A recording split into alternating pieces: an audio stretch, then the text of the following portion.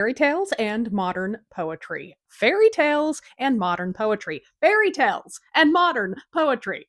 A lot of you think I'm a fairy tale expert, and I do know a lot because, well, look at my backlog of content. But I frequently turn to people who know a lot more than me, folklorists and historians in the field right now. And one of my frequent advisors, the very cool Gina Jorgensen, has published a gorgeous collection of her fairy tale themed poetry in her new book, The Thorn Key. I love Gina's academic work. Her books, Fairy Tales 101 and Folklore 101, are amazing introductions to both studies, teaching its readers a ton of information in a fun way that is very conversational. So I was very excited to experience her more creative writing, and that's exactly what I got to do in The Thorn Key.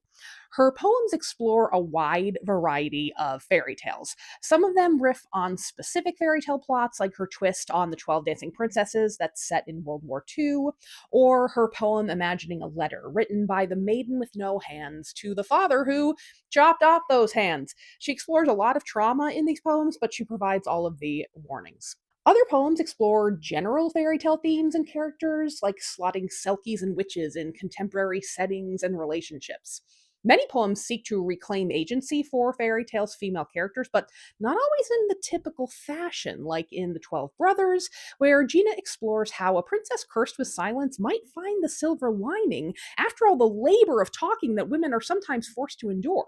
She also lovingly finds the queerness in some favorite fairy tales like King Wyvern, as well as lesser known ones like The Prince's Servant, which is based on an obscure grim tale, and it's absolutely lovely. Obviously, I adore any take on like the Thousand Furs, All Fur, Sapsarrow, Donkey Skin type of fairy tales, and that type is one of Dr. Jorgensen's favorites, so she included 4 poems based on that type of fairy tale, and I loved all of them, but I especially loved her Donkey Skin's Revenge poem. You can get a copy of The Thorn Key wherever you get books, and I highly recommend you do. Thank you so much, Dr. Jorgensen, for sending me a copy. I love it.